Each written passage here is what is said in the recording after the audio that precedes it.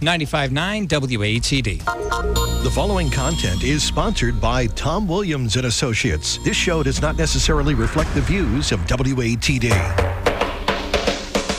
Now, sound advice with attorney Tom Williams, sharing legal advice and listening to you. Attorney Tom Williams is ready to take your call at 781-837-4900. This is Sound Advice with attorney Tom Williams on 95.9 WATD.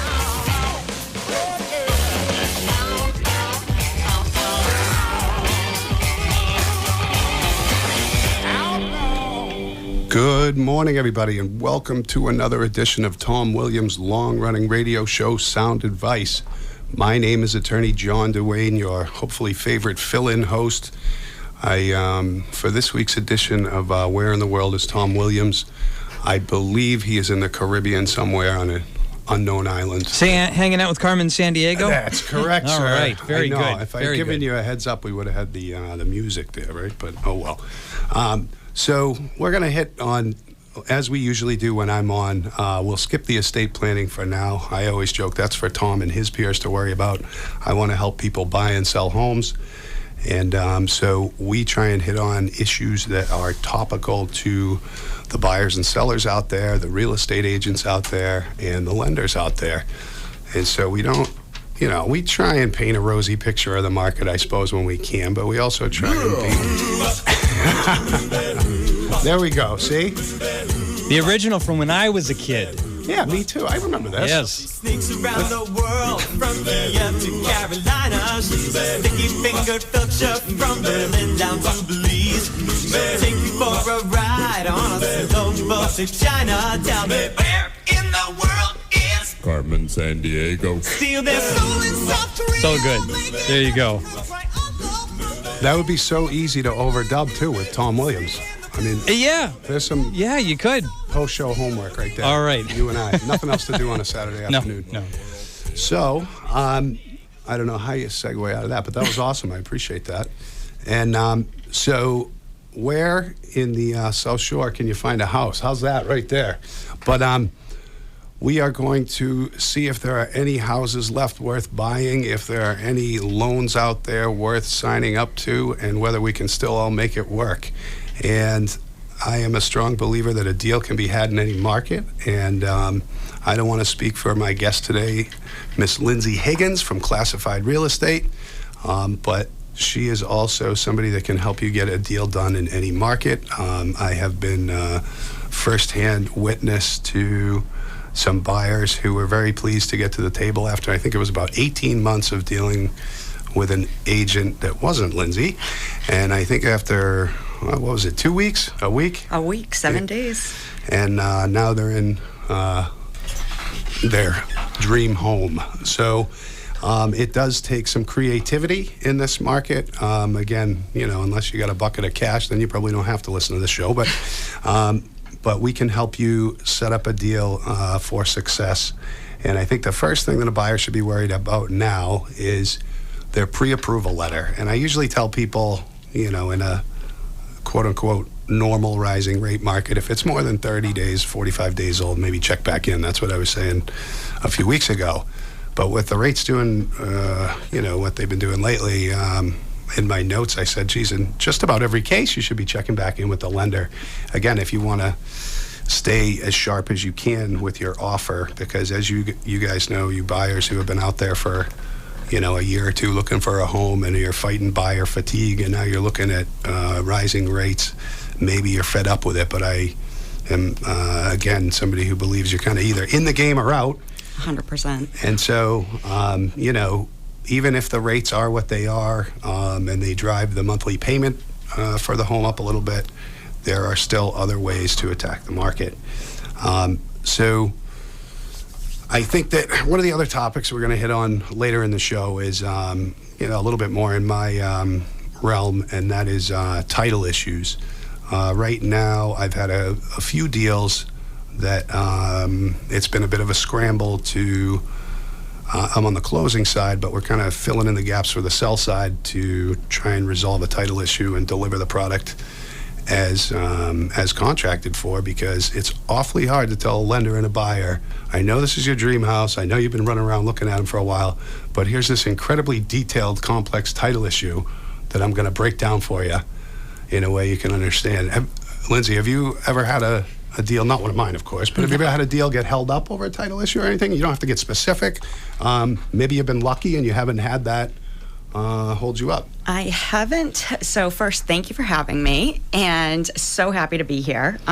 Excited because it's just, you're easy to talk to anyways, and we can talk about stuff all day, I feel like, but I know you have a life outside of real estate. But yeah, so I do, I think I have a potential title issue with a situation.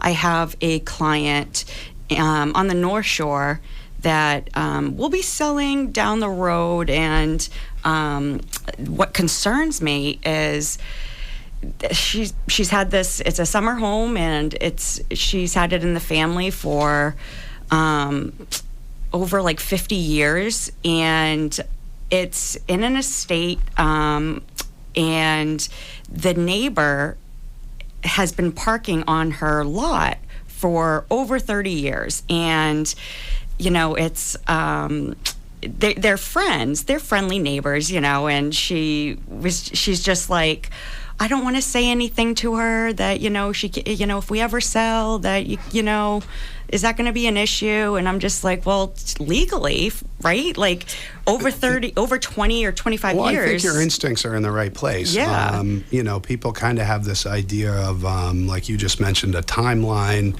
And if someone is using a piece of property, you know, under certain circumstances, do they gain title to it? And it's a very complex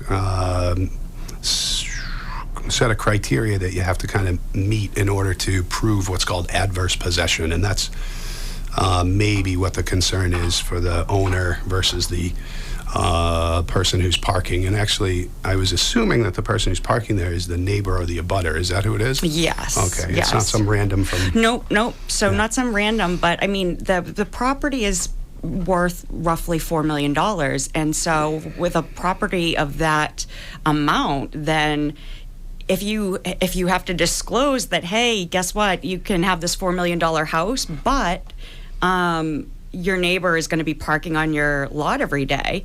How does that look to somebody? It's kind of like, oh, well, that kind of devalues the property at the same time, you know? It's not as appealing, so... Potentially could, I suppose. But, I mean, once you start treading in that level, it does kind of become a different ballgame, and there are probably some financial remedies to problems that may not exist in other cases. Like, I was recently helping somebody sell a very nice home in a town down here, and there was a question as to how to word a particular repair item in the contract. And typically, when I'm advising people on whether to agree to a repair, I like them to know the cost of it, or at least the range.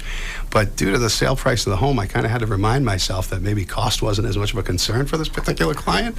And so, therefore, the client was a little bit more willing to say, well, you know, I have a rough enough idea of the range where, you know, a couple thousand here or there really isn't something isn't on his radar. So it was a little bit of a learning experience. And again, when you're in that kind of, you know, not to be too sarcastic, but you could either, you know, I think if it's a concern, you probably want to approach it now, especially if they're friends. You doubt that they're going to start seeing dollar signs or something like that. Right. And, you know, I don't know, let's say she had somebody in her ear that was saying, you know, they need your signature for something, which again is debatable, or, you know, kind of outside the fact pattern anyway. But I mean, let's pretend that they never had a conversation, because she's personally like scared to, you know, she doesn't want to cause a commotion or, you know, be confrontational or anything. But let's just play this out. Let's say that I go ahead, put it on the market. I mean, they just have this, you know, verbal agreement. Yeah, you can park there, you know, and there's nothing like in writing. How does this play out? Where would, let's say, offer accepted, you know, there's new buyers, and let's say it's like, you know, a cash deal. Well, let's say it's a cash deal or something. It almost doesn't even matter, because the first thing is when is it disclosed and or disclosable to the buyer? Right. And then also, when is it disclosable to the buyer? And then how can we document it in the purchase and sale documents? And then another thought is the seller signs a document or two at closing, typically, that are to the effect of you're not aware of any boundary line disputes, you didn't grant any interests in your property to a neighbor that's not on record. I mean, it speaks exactly to what you're talking about. Exactly, okay. So it isn't something that would, kind of legally be able to fly under the radar unless you're willing, you have to sign docs that are completely in the face of that. So there's some advice, for the sellers, or at least a heads up as to what the typical documents are at a closing. And then you mentioned earlier before the show, just about when we were kind of throwing ideas out there, just you had a couple of solutions. You said, oh, right. Yeah, with notice to prevent easement, and right. So this is where the lawyers always say, well, every situation is specific and unique, and talk to your own attorney or. But yeah, in general, I've seen recorded documents in different situations. You can record something called a notice to prevent easement under certain circumstances, and then a lot of times adverse possession claims can be defeated by permissive use. So in other words, one of the criteria for adverse possession is it's kind of hostile to the landowner. And if the landowner then says it was permitted, that pokes a hole in the adverse possession argument. So we're off into the litigation realm on a Saturday morning. That's good, though. It's keeping me in the game here, keeping me interested. No, I'm just kidding. So if you have had an experience where a title issue held up a closing, whether you're a real estate agent, a seller, a buyer, if it's happening as we speak now, maybe it's a better call after the show than during the show. Right.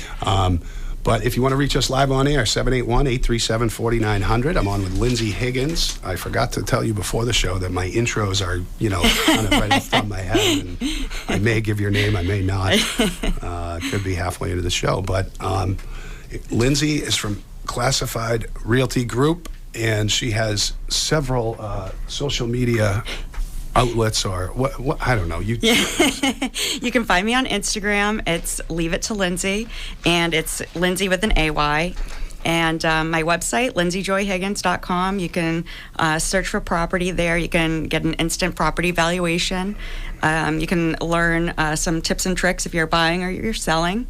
And you can reach me by email, Lindsay, LINDSAY, at classifiedre.com. And Thank you. So, so in terms of mansions with parking easements, we've covered that. Yep. So we could go into the fun question that so I posted on social media just to encourage people to watch to tune in on the show. And one thing, I'm in a lot of Facebook groups, and I like to see just like what people are concerned about when they go into a property. And I saw in one Facebook group that someone took a picture of the backyard. There was a headstone in the backyard, and they were like, "Oh no, like not dealing with this." Or I know what the lawyer answer is. That's fluffy. That is fluffy down there. But so it's like, what do? You have a tomb, a headstone in your backyard. I mean, how do you handle that one if you're, you just close, or maybe you just close, maybe you just toured a property, and you're like, oh. Well, again, disclosure a lot of times is your key to success, depending on, again, situation dependent. But it's funny you raise that, because at every closing, and those of you who have been through multiple closings or conduct closings know it is kind of a bad comedy routine over and over, where you're essentially making the same bad jokes to a new audience every day. So one of them is on a seller document, it says the seller's not aware of any burial grounds on the property. And around here, we all think of kind of the ancient Indian burial grounds, something like Pet Cemetery, Great book, by the way. But what it's really speaking to is something that I've seen down in Virginia when I go visit the in-laws, is down there, I don't know why, and again, maybe it's not just a southern thing, but that's just where I've seen it, but it's probably more of a rural thing, but sometimes it seems like the family or the ancestors are buried in the corner of the farm somewhere, and so the document's actually speaking to that situation, because I guess they want to know if the whole family is going to be parading across the yard once, annually to go, take care of the flowers or something. So it would be something, you would never see something like that in the record title, but I suppose if you were going to take a listing and that was the situation where there was a gravestone and you confirmed it was not for some sort of animal, because then I don't think it would be an issue. But yeah, that's something you'd have to talk to your managing broker about before you write that listing, and then definitely the attorney to see how it should be handled in the purchase and sale. Absolutely. Yeah. That is a good one. And that's another one. If there are any crazy walkthrough stories or, unbelievable walkthrough stories as far as, I was expecting Broom clean and this is what I walked into. Broom clean is that's a story, actually. One of our deals together is, clean to one person could be clean to, entirely different to another person. You know what I mean? Mm-hmm, So, I know, lesson learned for the last time, just, I think I learned to, if you remove anything from the walls, then, and patch them up, I think that the seller should be responsible for painting over it or just leaving the holes, because we had a situation where the seller took stuff off the walls, and then we did the final walkthrough, and there was just like cannonball holes. Oh my gosh. Yeah. No, I've wondered if there was like a solution that the real estate agents have figured out for that, because it's not even that long ago where big screen TVs on huge mounted brackets on the wall was like a new issue. Mm-hmm. And it was a new issue to the point where the attorneys were, putting in paragraph 3, the personal property, specifically including the TV and mounted wall bracket and blah, blah, blah. And, it was like this big thing where we were talking about that for 2 or 3 phone calls or emails. And all of a sudden we just stopped hearing about it. So I figured the real estate agents had just come up with some practical solution to it and left us all out of it. But I rarely hear about that at walkthrough anymore. Mm-hmm. So are all the sellers taking the whole? I think probably what they're doing is just leaving the TV, right? Leaving the mounting equipment. It's like $30, but it's like you're gonna have. Isn't it sometimes TV specific though? I honestly, I actually just had my brother over the other night, and he mounted my TV in my bedroom for me. Thank God. Oh, so did I. Trust me. Hey, there's a reason I'm a lawyer. But he did, and I got the bracket, and it was just like one of the generic. It was a bracket that fit anything apparently. So it just any size TV. It wasn't brand specific or anything. So. And honestly, another reason we haven't heard too much about it is the buyers are submitting offers that say, "I'm not even going to do a home inspection. Exactly. I'll pay you $50,000 over whatever anyone else does." So exactly. Let's not worry about the brackets too much. But yeah, going back. Like the paint, when we went to the final walkthrough, which if you're a first-time home buyer listening to this, a final walkthrough is basically right before closing, you go to the property and you just make sure everything's out and the property is in good condition and there wasn't a flood or a fire or something, or that is going to prevent you from getting the house. And one of the final walkthroughs that I had recently was there were marks on the walls because the seller spackled all the picture frame holes and didn't paint over it, so my buyers were horrified. So how do you resolve that and to be in a timely manner? I had my heels on and hair done and everything. What did I do? I grabbed a paintbrush and I started painting over the holes. Start looking in the basement and under the steps for where they hide the old paint. Yeah, sometimes it's, you got to get something done and it's not always glamorous. If I have to take a broom to a final walkthrough to make my buyers happy, I'll do it, Or even my sellers, if they, just want to be done with it. And I'll grab a broom. I'll paint some walls. That's fine. I'm always reminded of that scene with Annette Bening, and I think it's American Beauty. Is that the name of that movie with Kevin Spacey? I love that movie. I'm the worst movie person. Yeah, it's the exact same thing. I'm going to sell this house today, and she's wearing like back then, I don't know, like a suit. She takes the thing off and starts like scrubbing the back slider and stuff. Same idea. Yeah. Same idea. Yep.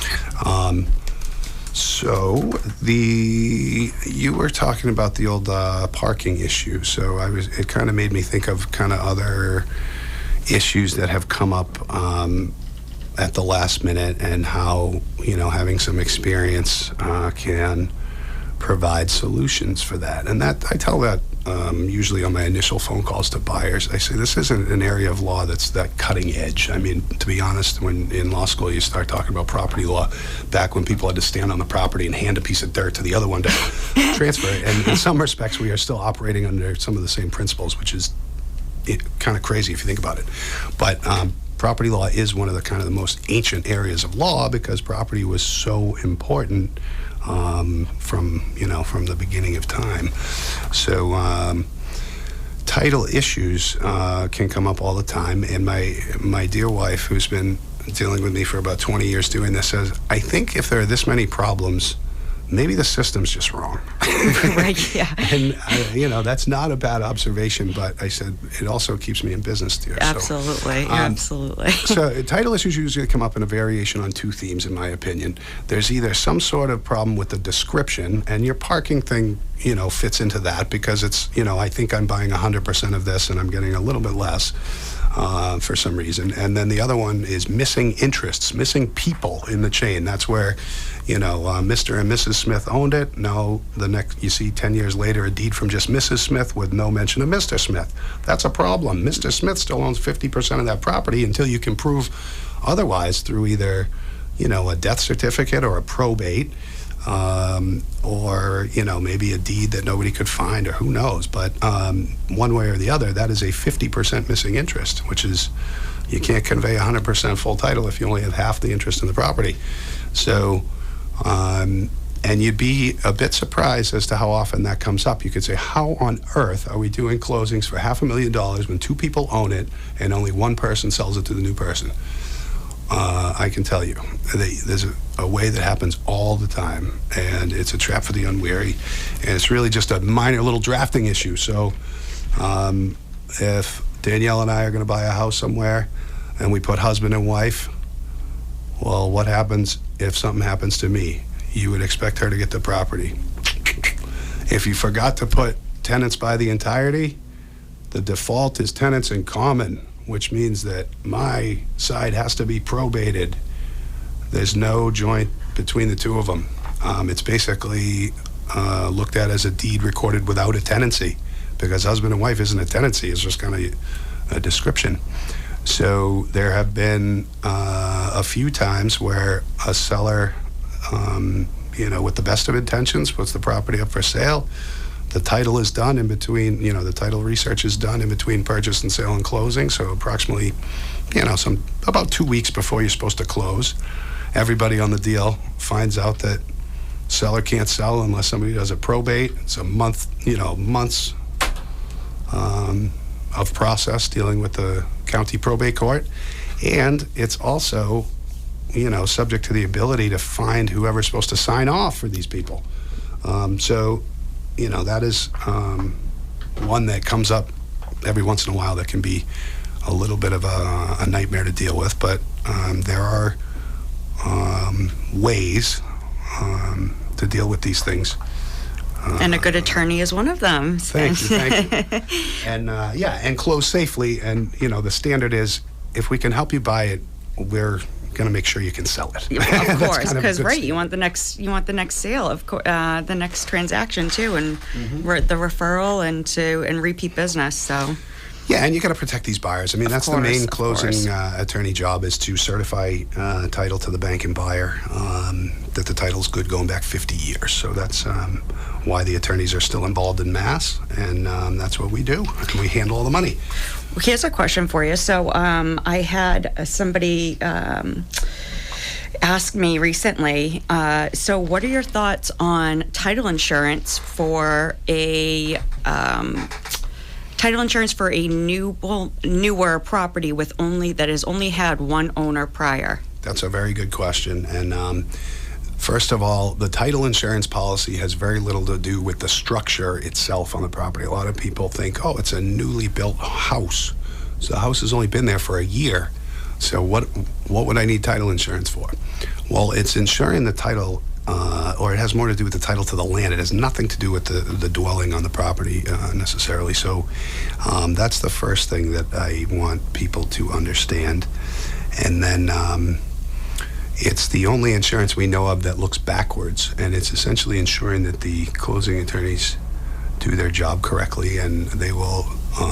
It's a contract of indemnity against loss. That so if there's a loss that's going to be incurred because you can't sell due to a title issue, and it's otherwise fits under the insurance, then they'll go to bat and try to resolve the issue for you. So we often get questions as to whether they should purchase it or not. I've purchased it on each home that I've closed on. So it is a wise thing to get, and I think, like most insurance, nobody wants to pay for it until you need it. I mean, it's just the nature of insurance. Of course. So I know you have a specialization in condominiums too. You're a little bit, well, shall I say, more cosmopolitan than some of the social realtors I have in here. In other words, you're not just buried out here in the burbs. Right. You're from, I believe, the Braintree area originally. Yep. And your office, you have a few locations, I believe, but one of them's up on the North Shore, so you have coverage up there too. Yep. So Classified's based, and they are the #1 agency in North Reading, and Wakefield, and we have over 45 agents. But I specialize in the South Shore and the Charlestown area. I'm from Braintree. I didn't go to Braintree High. I went to Blue Hills and Canton, so which 9 different towns in the South Shore go to. So I know a lot of my friends are from all these different towns in the South Shore. I lived in Hingham for a bit and Whitman. So and then all of my family is either around Quincy or just I guess the Quincy area. So. Well, and one famous family member from Quincy. I mean, I can't sit here and not mention Mr. McCauley, yes, Frank McCauley. Yes. And he's your grandfather? He is my grandfather, yeah. Oh, he's the man. Was my grandfather. Had a few lunches with him at the Lions, and it was always I was very honored to meet him. He was living history. What a gentleman he was, an awesome guy. And so, in terms of buyer frequently asked questions, you must have buyers that are just fatigued beyond belief. Not every buyer is as strong as they need to be, really, to get themselves, a first position offer without a little bit of creativity and help. And so, what's the mood with some of the buyers these days? And have they just thrown in the towel? Are they moving to Florida? Are they, Well, I'm licensed in Florida too, so side that note. was not intentional. But I'm actually I have a first-time home buyer I'm working with right now. She just started looking. I just came from a showing this morning. The buyers that I do work with, they're not fatigued because they usually, when I write an offer, it gets accepted. I'm not one to, because ultimately, if the offer doesn't get accepted, I have to keep writing offers, and I have to keep spending time, and I don't get paid to write offers. I get paid when the deal closes. So I don't have that buyer fatigue. I know it's out there. I've heard stories. Just you mentioned earlier, I just had a deal where a girl I went to college with reached out to me on Facebook, and she was like, "Can you help us? Like, I don't know if this is legal or not." And she's like, "We've been working with a realtor, but we submitted 16 offers over the last 6 months or so, and I'm just so sick of losing." And I'm like, oh my gosh, that's awful. And I was like, all right. I was actually in Florida at the time, and when I connected with her, and when I wrote the offer, I connected with her on like a Monday. The following Monday, I had a property under agreement for her. So she was just like, wait, what? Like, we got it? And I'm like, yeah. She's like, I can't believe it. Like, we've been waiting months. So I'm thankful. And it really is all about the creativity that you put with the offer. So I'm thankful that my buyers that I have worked with don't necessarily have that fatigue. There's right. one answer to it, and is get your offer accepted. Exactly, right, right. And I've always mentioned, again, cash is king, and everybody knows that. And, losing contingencies is your next option, which is always frightening. But I've often said, find out what's important to this particular seller. Exactly. And cash is not always king, actually, because that last deal I just talked about, we actually beat a cash offer. And so sometimes it's just all about the terms. Well, whatever that secret was, I wouldn't give it up over the air. I'm definitely not. Have them call you after the show. Right. Right. You can reach me on Instagram at Leave It to Lindsay, and I'm happy to help. But Jon is my go-to, who I recommend for my buyers, that they use him to deal with their closing for the deal. But in terms of buyers, I mean, some of the questions, actually, some of the misconceptions I should address. We're not really seeing at this the over asking, because the rates are up right now. We're not really seeing that $100,000 over asking. And a lot of the first time home buyers that I work with, they think that when they hear crazy stories about the market and going over asking, they think that they have to come up with $100,000 out of their own bank account. And that is not the case. I mean, we're not seeing it, so I won't talk too much about it. But because the rates are up, but that extra money does not come out of your pocket. Like, that's just with the bank. Right, so not necessarily, right. Right. And so don't take yourself out of the market, in other words. Exactly. I do think there are, some self-defeating folks out there, again, who have just been beaten on the last 10 they've submitted. So they're that's the mindset. They're pessimistic, and they're, not thinking they're going to win right off the bat, but I think, to speak to your point, you can still, if you're in it for the long term, there are certainly solutions out there for this market. And if you're concerned that your purchasing power just went down considerably, because when you first started shopping, you had a rate maybe in the high 3s or around 4, and in short time now you're, I don't even want to guess at what today's real estate rate is, but somewhere probably in the high 5s for a 30-year fixed, and possibly even higher than that. 6%, yes, as of yesterday. Almost, but with the idea that everything, the prices are typically based on a function of monthly payment, well, what you can do is you can consider an adjustable rate mortgage. We haven't talked about those in years because there was no spread between the fixed rate and the adjustable rate. The adjustable rate wasn't betterer. No, I'm just kidding. Wasn't good enough to beat the 30-year fixed. So now there's enough of a spread between the two where people are seriously considering going back to like a 7-to-1 arm, where the initial rate is still, I'm not even going to go near quoting it, but it'll be significantly better than what the 30-year fixed rate is. And there, your monthly payment and purchasing power are right back where they could be, should be, and were. So that is one little tip right there. So go back to your loan officer and put it back on them and say, how come I can't get a house? Give me a better pre-approval. And the other thing is, a lot of the first-time home buyers, they literally, when I first got in the game with us, like all the mortgage language, so overwhelming, and it's really intimidating, because it's like you're dealing with a bank, they're giving you a ton of money for a house. I think and you're buried in disclosures. Exactly. There's so much you have to sign, and it's very confusing. But the way I put it to a lot of first-time home buyers is, look, it's better than renting, because think of it as a savings account, right? All real estate appreciates, right, over time. So in this area, absolutely. So it's just, and guess what? Prices are just going to keep going up. So if you're gonna buy something, and then guess what? look at the bank as like your new landlord, right? You're just paying them every month. And when you go to sell down the road, it's going to be worth a lot more than you paid for it. So just look at it like a savings account, and then you're going to make money off of it when you sell it. I've said before that, we Americans are not the best at saving money all the time, but we're pretty good at paying bills. And so when you have a decent mortgage payment, again, you're just kind of banking equity for later on. And usually, you're only affected by these high rates. And, like if you have a forced sale for some reason, I don't know, somebody has to move to Chicago for work, or who knows what it is.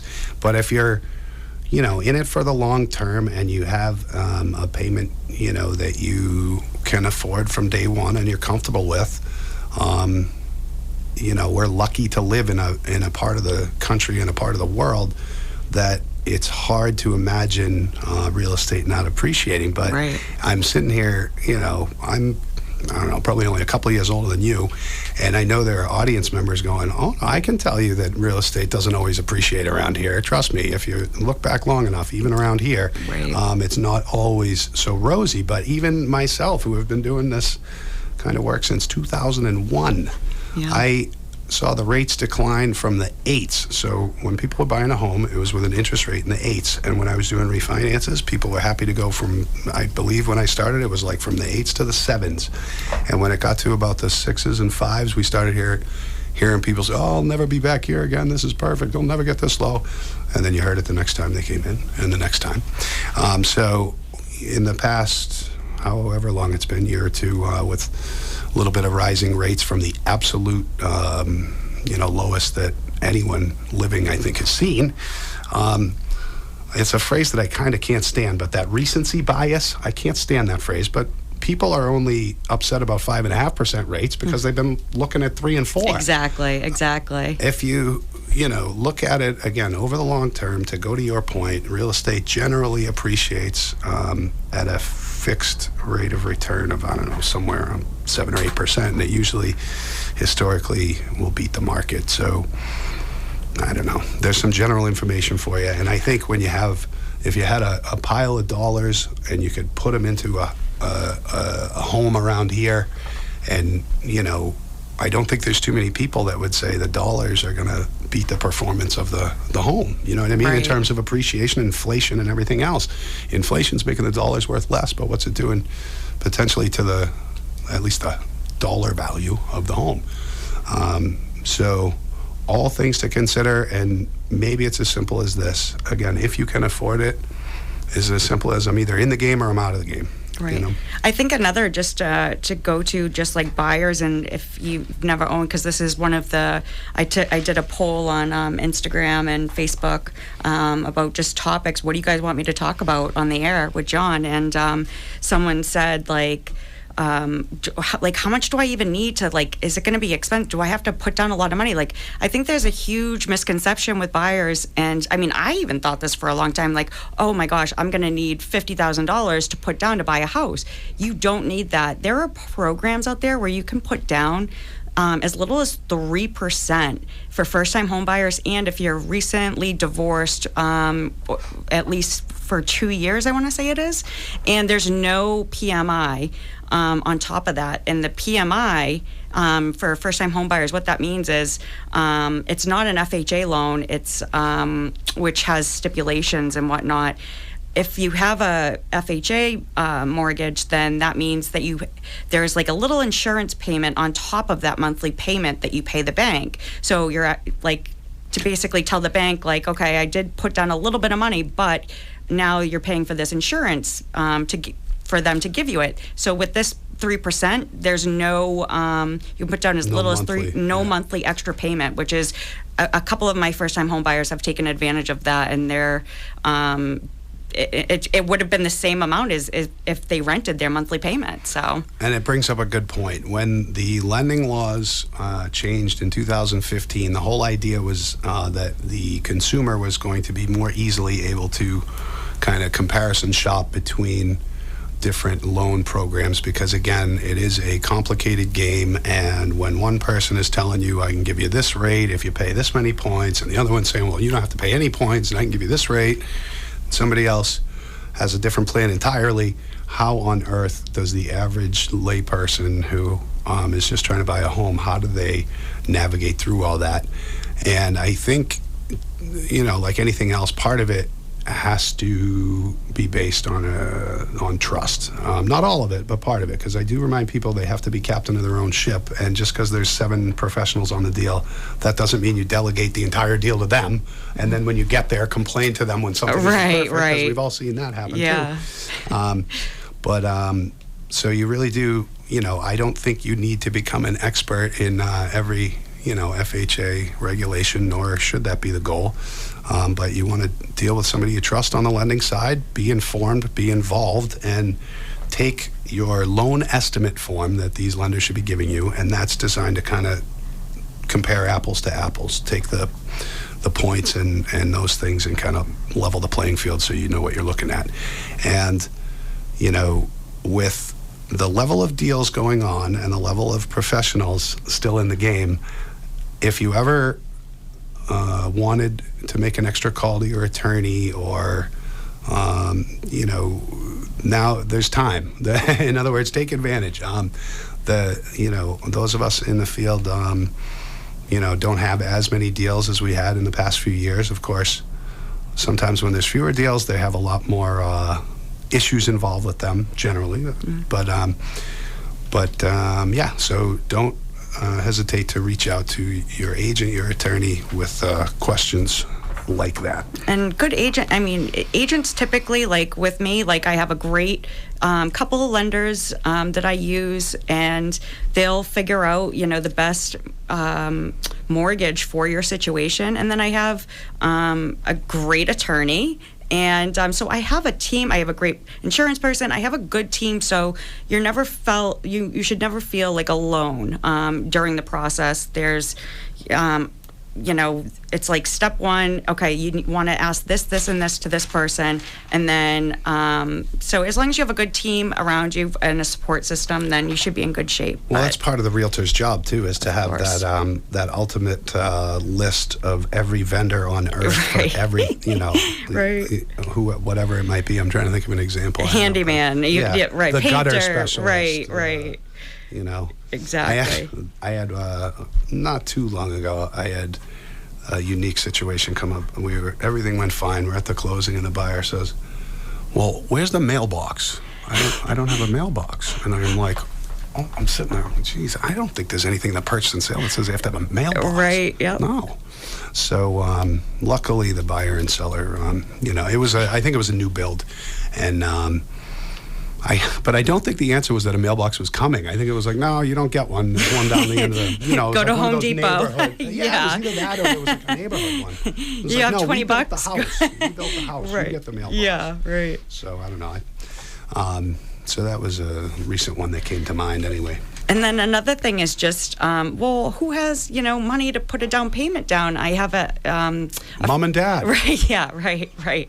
Well, something to consider if you're thinking about, if you're planning on getting married in the next few years, Marry up. No, I'm just kidding. Sorry. I thought that's what you were going to say. Well, a lot of people don't plan for. It's like, okay, you just spent literally $150,000 on this huge wedding, and now you have no money to buy a house, right? So something to think about. Talk to an agent and about their, I'm floored. Really? You're not the $150,000 wedding? Oh my gosh, no. I'm like, I'm self-employed. I'm like, oh my gosh, I'd rather buy a second home with that money. Well, wait a minute. If we had asked you this question before you got into real estate, maybe it'd be a different answer. Yes, but if I had sat down with an agent and they said this is what it's going to cost, I would have thought twice about it. No, I hear you. Absolutely, because they're like, oh, how much are closing costs and how much? Like I just had this conversation recently, but. That's why I got married in the middle of a field. No, I'm just kidding. It was my wife was a wedding planner at the time, so the pressure was on for that one. Yeah. And I think somebody is still paying for it. I'm not sure who, but I heard somebody still is. So with the last few minutes of the show, I haven't said anything about Father's Day. So if any of those other, I should have thrown. See, I should have thrown this out in the beginning. If there are any other fathers working today, you should call in and we'll all complain together. But actually, probably better off I didn't do that. Right? That would have been tough to take for an hour. But yeah. So luckily, at the last minute, I said, why don't we take off to the woods somewhere, and that's the plan. So the whole clan is coming to pick me up, I think, or meet me somewhere around here, and we're off to Maine. Oh, nice. And then we looked at the temperature this morning. Have you seen what the temperature is going to be in Maine?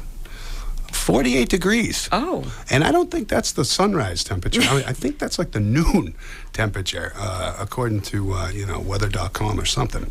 So we're bringing raincoats and sweaters and, and I'm going to Clark Griswold my way right through it is what's going to happen. And it's going to be the happiest vacation you've all ever had. So how's that? We'll work on Father's Day weekend, and we will swim in this frigid water, and we will love it. And then we'll have popsicles. So that's what we're up to. Unless we just decide to can the whole thing. But so if there are any other fathers, with anything they want to comment on, maybe worst Father's Day gift, we'll save that one for next year. Write that down. Worst Father's Day gift. I told Danielle, I was like, a weed whacker or something. That's like the worst marketing ever. That's like me getting you a cookbook or a rolling pin or like a broom. Like, can you imagine? That's like what a double standard. That's like on Mother's Day, the mother getting a new iron or That's something. what I mean. Yeah, there's no way. Don't do that. No way. I'm not silly enough to do that, to pull that Good. trick. Maybe you do it once and it's funny, but I've learned don't do it like 3 years in a row. But I don't know. I think that's if there are any awful Father's Day gifts that anyone wants to share, 781-837-4900, whether you gave that gift and you're willing to admit to it or you received it, you can call in with that. And if there's, I know we do have coverage on the live stream. Is that anywhere in the world, Tim?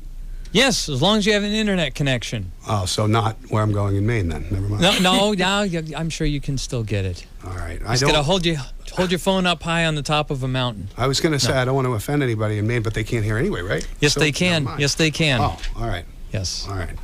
Well, Lindsay, Come on, it's Maine, the way life should be. I agree, to be honest with you. That's their You can get a tagline. lot for your money in Maine too with Yes. real estate. Oh yeah, Before nice they log cabin or something. Right. Yeah. Like on the water. I mean, you can Yes. get some real nice property, but it's like way up there, like I think way up there. I think there's an ordinance against Massachusetts people moving up there. Yeah, right. I disagree. Driving up the prices. That's how I felt when I was in Florida for the winter.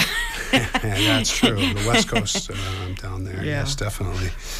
So in the last couple minutes, because you are certainly more social media involved and savvy than I am, and that if anyone knows me, that's the biggest understatement of the world. But how has that helped home buyers? How has it changed what they're doing? That's a great question. So I think that I like social media and just like the internet, just because like now I feel like we're educating. Like people that follow me will see me post videos on really how to buy a house, or I have an upcoming webinar to how to buy a house on July 12th. You can register at lindsayjoyhiggins.com, and there's just so much information out there. So somebody that may not have known how to buy a house 40 years ago, I feel like they're learning more now because you're following various people or you're taking classes, or there's just so much more information readily available. You don't have to go to a library or something like that. Right. Ask the librarian. You know what I mean? So I think that, and it's a good way to get rid of those misconceptions, like you say. And the top ones I see, you spoke to one of them, I don't have the money to buy it. There are many programs out there that'll do 3.5% down or 3% down. And for those who think these are bad loans or something, they're government-backed loans. Mm-hmm. And after 2008, the banks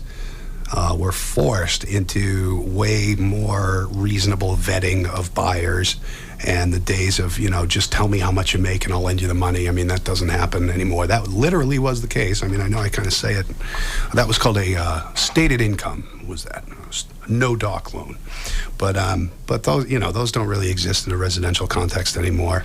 And so, they're not loans that are set up for failure right off the bat. If that is a misconception that I think I see out there sometimes. Definitely. Another misconception that I want to fight while I have my stump here, so to speak, is the negative perception about VA loans. And it's because VA loans, usually on purchases, will allow the buyer to go up to 100% financed, for being a veteran.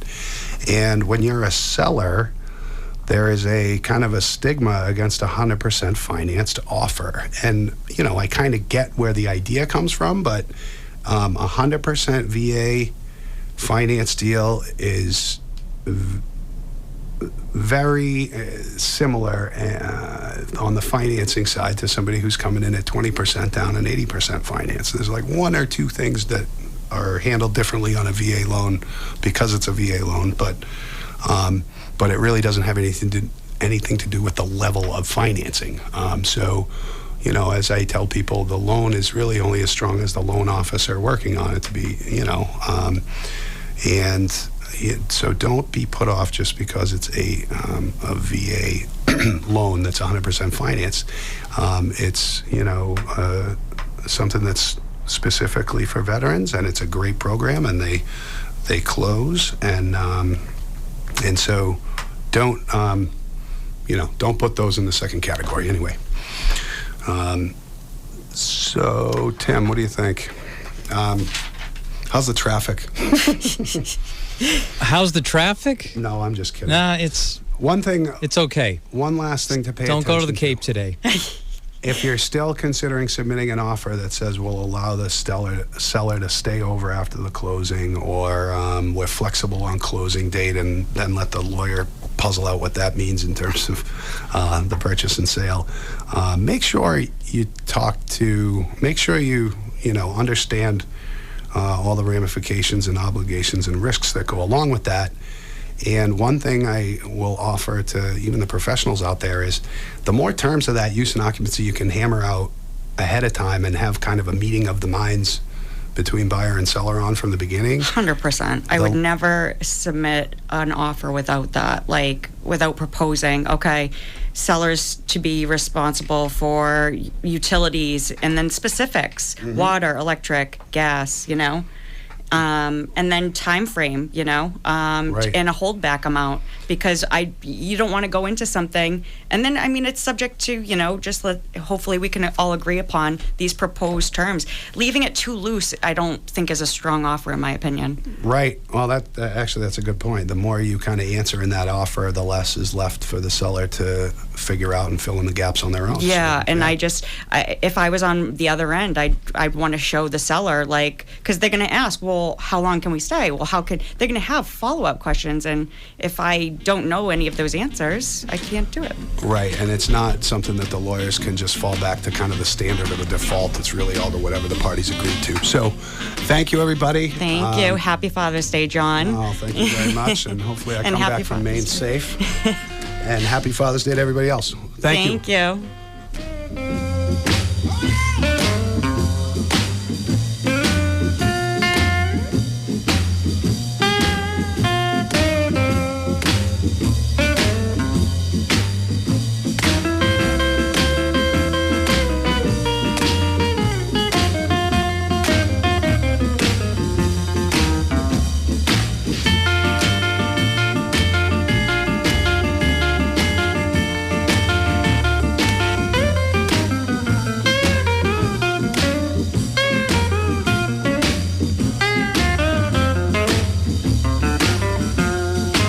As we age, the 4 legal areas that concern us most are avoiding probate, estate taxes, Medicaid, and asset protection. Attorney Thomas F. Williams specializes in helping families execute the necessary documents that will assist in avoiding probate and providing an easy transfer of wealth and distribution of assets for your heirs from one generation to the next in the fashion and manner that you wish. Attorney Williams will help you structure the various trusts, limited liability companies, or corporations that will protect your family's assets. Tom can also assist you with either limiting or totally eliminating any estate tax liability, as well as help you apply for Medicaid benefits for nursing homes. In many cases, Tom can help married couples with the preparation of documents that will allow the spouse staying in the home to retain all family assets while the other spouse is in the nursing home at no or minimal cost to the family. Call Tom today, 617-847-4200. There'll be no charge for your first consultation. Attorney Williams has 46 years of experience, his master's in banking law, and a certified financial planning degree. The law office of Thomas F. Williams and Associates is a full-service law office that can assist you in all your real estate matters, family law issues, tort law, and litigation needs. Call Tom for an appointment at 617-847-4200. That's 617-847-4200. WATD